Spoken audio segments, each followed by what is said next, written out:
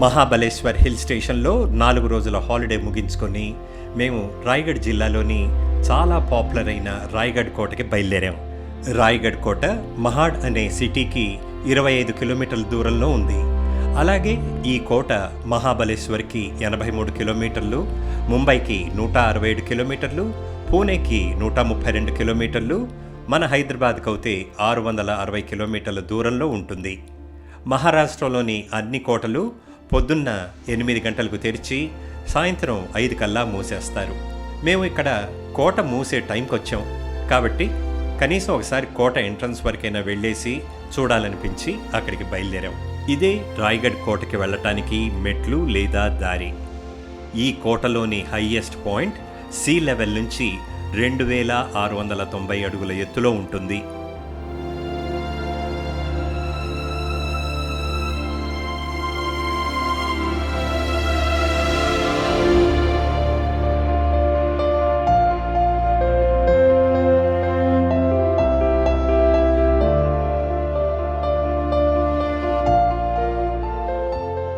కొండపైన ఉన్న కోట చేరుకోవటానికి ఇక్కడి నుంచి 1737 మెట్లు ఎక్కాలి. అంటే పైకి కిందికి మొత్తం 3470 మెట్లు ఎక్కి దిగాల్సి ఉంటుంది.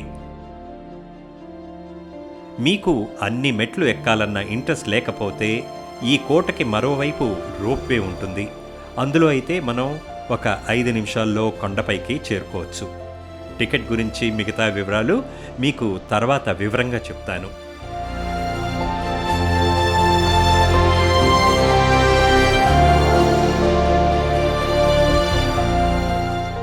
మీకు ఒక రియల్ లైఫ్ స్టోరీ చెప్పాలి. తల్లి ప్రేమ గురించి.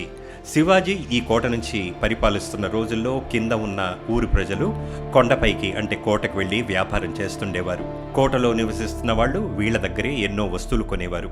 హిర్కానీ అనే మహిళ పాలమ్మేది. ఆ రోజుల్లో శివాజీ ఆదేశాల ప్రకారం కోట ద్వారం సన్ రైజ్కి తెరిచి సన్సెట్కి మూసేయాలి. హిర్కానీకి ఒక చంటి పాప ఉండేది. ఒకరోజు ఆమె బయలుదేరే సమయానికి పాప విపరీతంగా ఏడుస్తుంది. పాపని ఓదార్చి ఏడుపు ఆపేలా చేసి బయలుదేరేసరికి ఆలస్యం అవుతుంది. కోటపైకి వెళ్ళి పాలమ్మేసరికి చీకటి పడుతుంది. కోట ద్వారం మూసేసి ఉంటుంది. తనకు ఒక చంటి పాప ఉంది కాబట్టి తను ఇంటికి వెళ్ళాలని దయచేసి తలుపు తెరవమని ప్రాధేయపడుతుంది. కానీ భట్టుడు ఆమె మాట వినడు. అప్పుడు ఆమె కోట యొక్క అతిపెద్ద శిఖరం దగ్గర నుంచి రాత్రి సమయంలో దేనికి భయపడకుండా చెట్లలోంచి పొదల్లోంచి కిందికి దిగి తన ఇంటికి చేరుతుంది. కానీ ఆవిడ ఒంటి మీద పూర్తిగా గాయాలవుతాయి. మరుసటి రోజు ఆమె మళ్ళీ ఎప్పుడులాగే పాలు తీసుకొని కోటకు వెళుతుంది. అక్కడున్న భట్టుడు ఆమెను చూసి షాక్ అవుతాడు. ఆమెను తీసుకొని వెళ్ళి శివాజీ ముందు దోషిగా నిలబెడతాడు. శివాజీ ఆమె చేసిన సాహస కృత్యం తెలుసుకొని సంతోషించి ఆమెని ఏమీ అనకుండా పంపించేస్తాడు.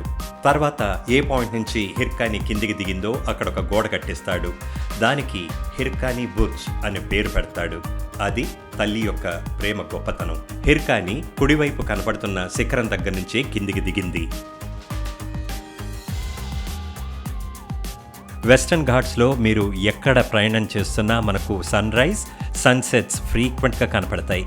నాకు ఇవి ఎప్పుడు కనపడ్డా వాటిని క్యాప్చర్ చేయకుండా ముందుకు వెళ్ళలేను.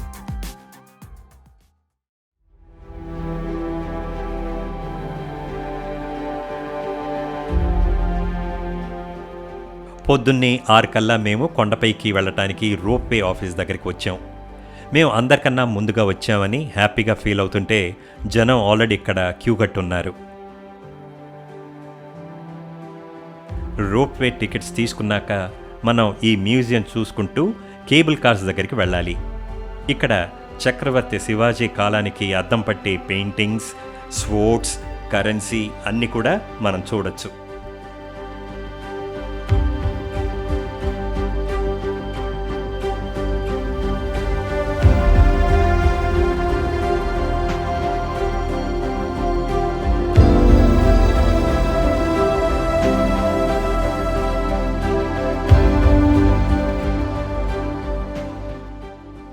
ఫైనల్గా రోప్వే బోర్డింగ్ పాయింట్ దగ్గరికి వచ్చాం.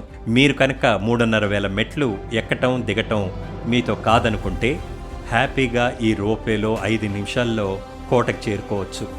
అయితే మీరు గుర్తుంచుకోవాల్సిన పాయింట్, మీరు ఇక్కడికి పీక్ హాలిడే సీజన్లో వస్తే మాత్రం టికెట్స్ కోసం వందల మంది లైన్లో నిలబడి ఉంటారు కాబట్టి ముందుగానే raigad.ropeway.comలో మీకు కావలసినన్ని టికెట్స్ బుక్ చేసుకోండి. సీనియర్ సిటిజన్స్కి ₹200, 10 సంవత్సరాల లోపు పిల్లలకి ₹200, పెద్దవాళ్లకి ₹310 ఛార్జ్ చేస్తారు. ఇది 2-వే ఫేర్, GSTతో కలుపుకొని. ఇక్కడి నుంచి అందమైన సన్ రైజ్ కొండెక్కుతూ ఓ కొత్త అనుభూతి పొందాం. చలికాలంలోనే కొండపైన ఉన్న గడ్డి ఆల్రెడీ బ్రౌన్ రంగుకి మారిపోయింది.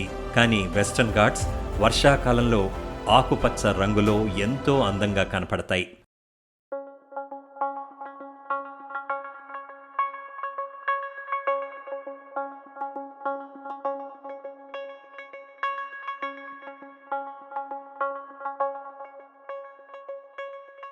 ఫైనల్గా డెస్టినేషన్ చేరుకున్నాం. మాకు చాలా ఎక్సైటింగ్గా ఉంది.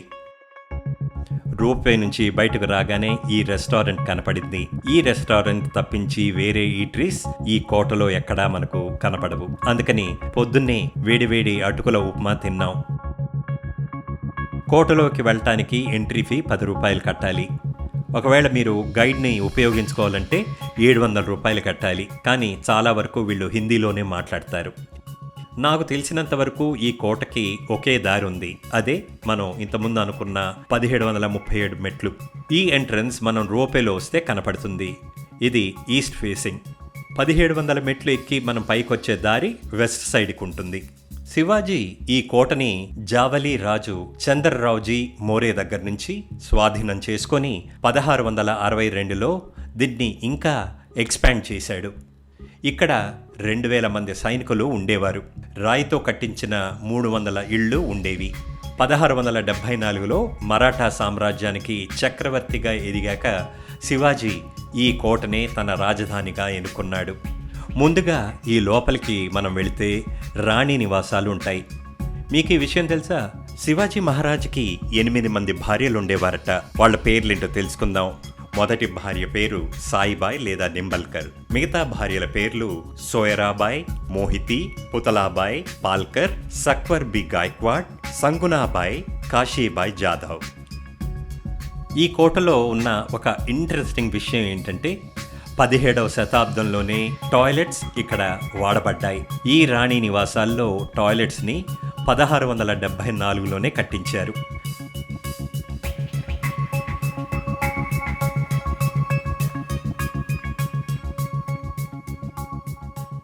వచ్చే ఎపిసోడ్లో ఈ కోట గురించి మరెన్నో విషయాలు తెలుసుకుందాం.